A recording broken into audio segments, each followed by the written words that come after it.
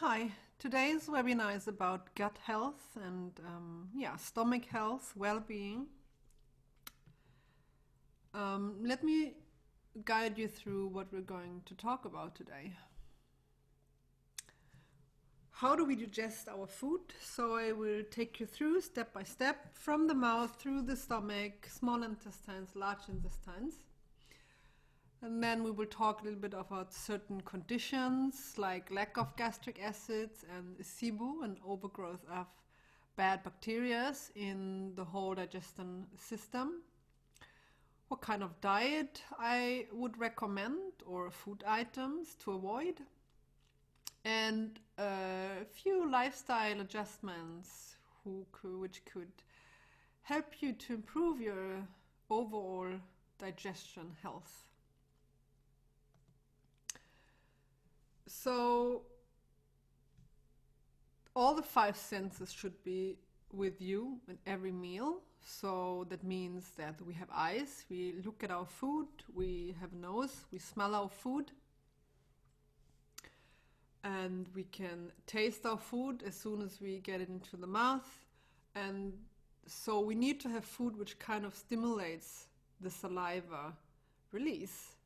So you should first of all eat food what you like, and then also just cook and eat when you are happy.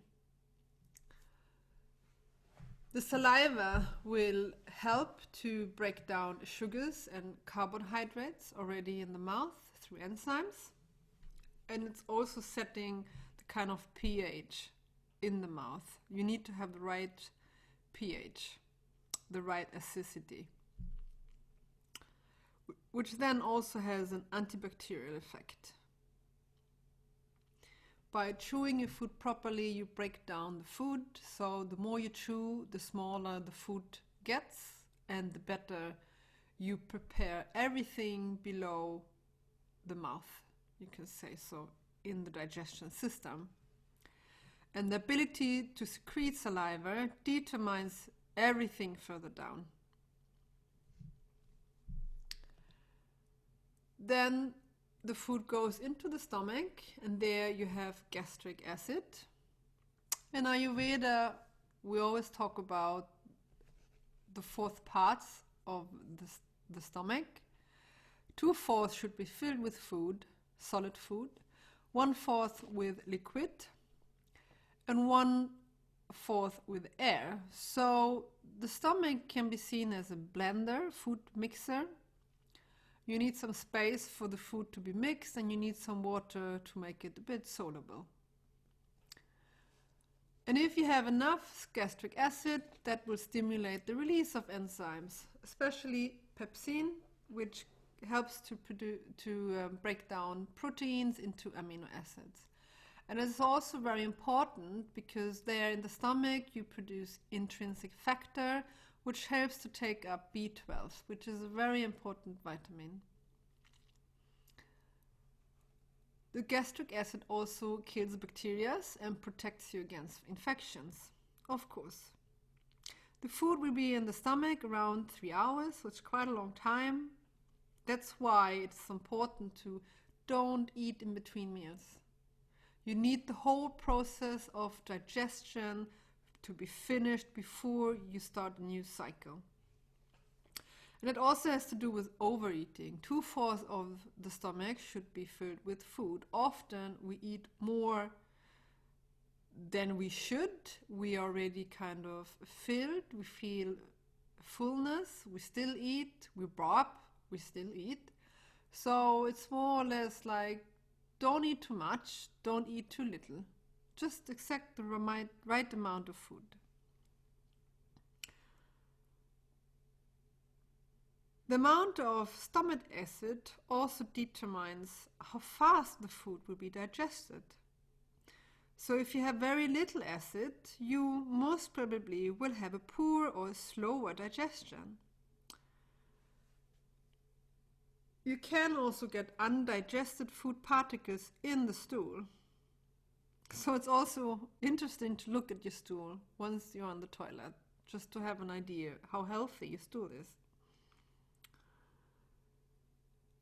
And it's very important that we can break down proteins properly, because they will be broken down into amino acids, which are the building blocks of all body tissues, hormones, neurotransmitters, and enzymes.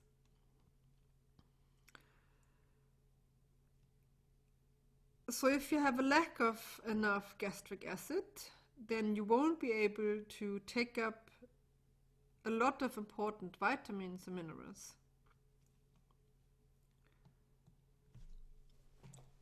There's one thing you can do to test if you have enough stomach acid in your stomach with bicarbonate, the one you use for baking. And this is just a test which can give you an indication, but you cannot make 100% conclusions out of that. So therefore you need to make a test with your doctor. And here in Sweden, they normally don't do that. So you can test it by having a quarter teaspoon of bicarbonate. You take it in a smaller glass of water. The first thing in the morning, you drink that before you eat. And then you set the timer and you wait. How long time does it take until you burp? If it's within 3 minutes, then you most probably have enough stomach acid. If it takes longer than 5, 6, 7 minutes, or even more than 10 minutes, then, or you don't burp at all, then you most probably have a lack of stomach acid. You should do that test at least 5 to 7 days to get a proper average. It's not enough to do it just one time, because different conditions kind of determines how much stomach acid you produce. If you slept bad, if you slept good, when did you had your last meal in the evening? So it's good to have an average. The stomach acid is also important for when the food goes from the stomach into the duodenum.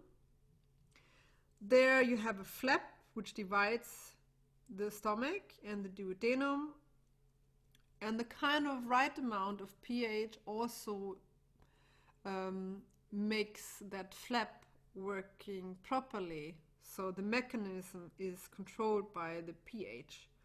And then also you don't want all the food at once into the duodenum. You want to have it portion-wise going into the duodenum. So therefore it is really important to have enough stomach acid.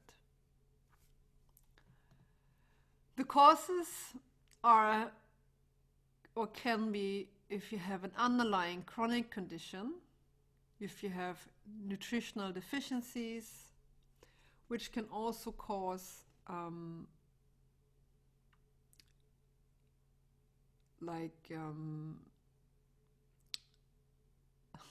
now I like the word, I will come back on it later.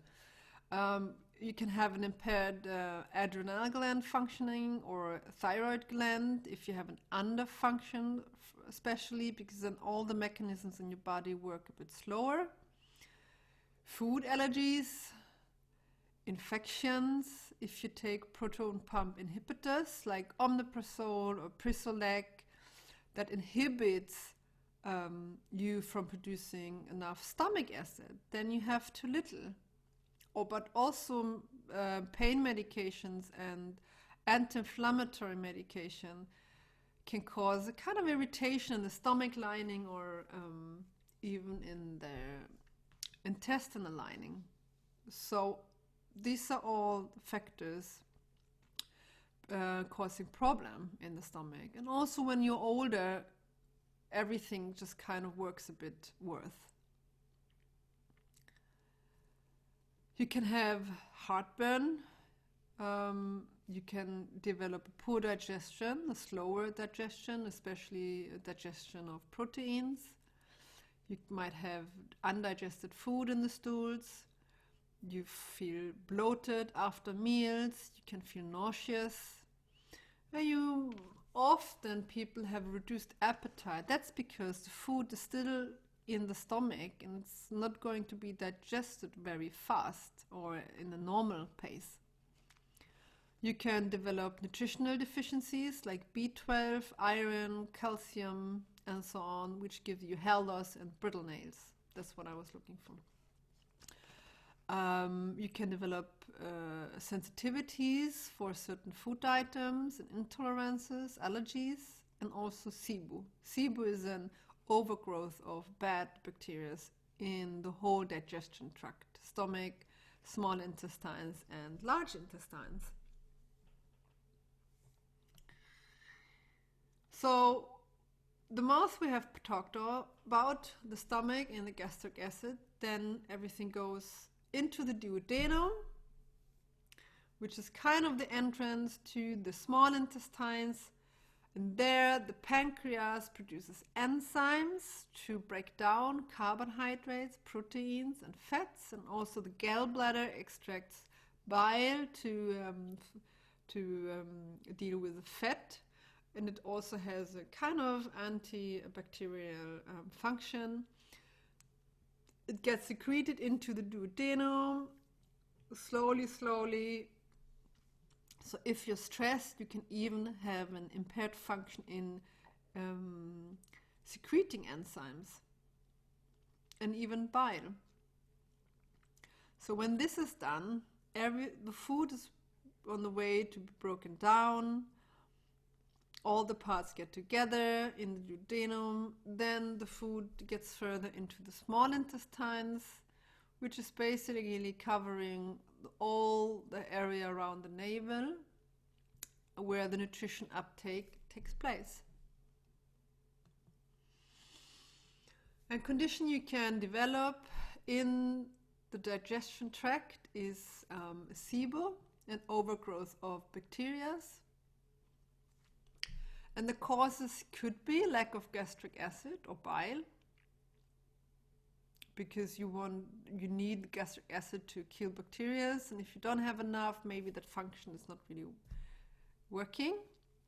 If you take proton pump inhibitors and other painkiller medication, especially antibiotics, so every time you take antibiotics, when you finish it, you have to take probiotic to refill the amount of good bacteria. It's very important. If you don't exercise at all, and also if you have lots of gases, you have an impaired bowel movements, everything works slowlier, you can develop abdominal pain. If you have prolonged constipation or chronic constipation, because all the toxins in the body from the food can't really be expelled. If you had previous acute intestinal infections and other immune system disorders. Around 80 to 90% of the immune system sits around the digestion tract. So you need the digestion to work so the lymphatic system can do its job and the immune system is working or good. Symptoms are very similar to where if you have a lack of gastric acid, you feel bloated, you have lots of gases, especially after your meal, you burp a lot, you can develop, as I said, abdominal pain, you can get constipated, or you can develop diarrhea, like the typical IBS symptoms. You can develop blood anemia, you can feel nauseous. And these symptoms usually worsens with the intake of carbohydrates, sugar, and fibers. So if you have lots of problems, try to avoid to take supplements in form of fibers, then you rather eat vegetables. Initially, to heal the gut lining, because the fibers are the food for the bacteria, for the good bacteria, and if you don't have enough good, it might be very difficult for you to digest the food or the fibers. And bacteria love sugar, so they love carbohydrates. So the more you eat, the more you get an overgrowth of bad bacteria. And recent research found out that SIBO is even related to a higher risk of developing depression. So the bacteria, the amount of good bacteria in your intestines kind of decides on what kind of mood you are when you wake up during the day. In also not so far away research, there has been correlations between, for example, SIBO and rheumatism, pain in the joints, and also SIBO and acne rosacea, which is a horrible skin condition. So you should need to take care of your stomach health or digestion health.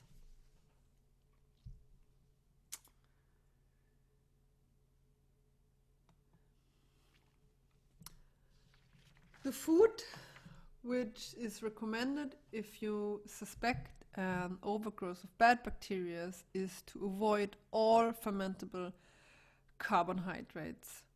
So fructose, lactose, oligosaccharides, and sugar alcohols, which they call food maps. You can Google that, and you will find a list of what food items you should eat and which you should avoid. So the best way to find out is to really try 4 to 6 weeks. To kill bacteria and parasites, you need to get checked by a doctor and to take antimicrobial medication. So the diet can reduce your symptoms, but really get rid of the bacteria, you need to test and you need to take proper medication. And initially you should eat less raw food, because raw food, if you really don't have already a proper working digestion, then it's very hard to digest raw food. A very small amount of people who can eat raw food and digest it and feel good afterwards. And you should also avoid fibers. Eat diverse. So the more colors you eat and the more different kinds of food you eat, the healthier your gut lining and your healthy bacteria will develop. And you should remove all allergens. So food items where you kind of react to, where you don't feel good afterwards. And from there, everything goes into the large intestines, and around 20% of the food's water content and salts and even electrolytes will be taken up again into the body. So the large intestines have fluid. They regulate the fluid balance, and they also store waste products, of course, to eliminate them from our body. So supplements which can help you for the stomach is betaine hydrochloric acid and enzymes. There are products from different companies. You can either take that from pigs or you can take it plant-based. If you think you have parasites, there are different kinds of herb combinations you can eat for a certain period to see if you feel better, which are clove, wormwood, and many others, and also oregano oil. To increase bile, you can try to take lecithin, often from sunflower, and also enzymes to support your own production of enzymes and to break down all the food. So to help the stomach to function properly, those tablets you should be careful with. If you already have inflammation in your stomach or an hiatus, then you should be more careful, and maybe you just start with freshly squeezed lemon juice, a teaspoon, or apple cider vinegar in the morning in a glass of water instead of those tablets. Those tablets you normally take after you start eating, and then you take them. You can take to 1 to 4 tablets. It depends. If you take too many, you will get like a heartburn sensation. Then you have to drink milk or water to dilute it. So you won't have any other bad effects. And the enzymes also mainly in your main meals, so lunch or dinner time. I usually have a couple of those in my purse or when I go out. To support your gut flora, probiotics, good bacteria, lactic acid bacteria, especially if you took antibiotics, if you take a lot of medication, if you're stressed. Because when you're stressed, you usually also don't chew long, you eat fast, so everything starts. So stress reducing activities, I will talk about that a little bit later. To strengthen the gut lining, glutamine is an amino acid which can help you to heal. For the large intestines, insoluble fibers, so like psyllium husk, or in foods, especially green vegetables containing a lot of fibers, and also water. If you're really constipated, you can also take magnesium oxide, which the body does not take. It just goes straight through the tube, and it takes water into it, so it collects the water from the large intestines and also makes the stool a bit more bulky, so you can finally go to the toilet. You can try aloe vera or more coconut oil. If we talk about the lifestyle, I will just repeat everything I talked about.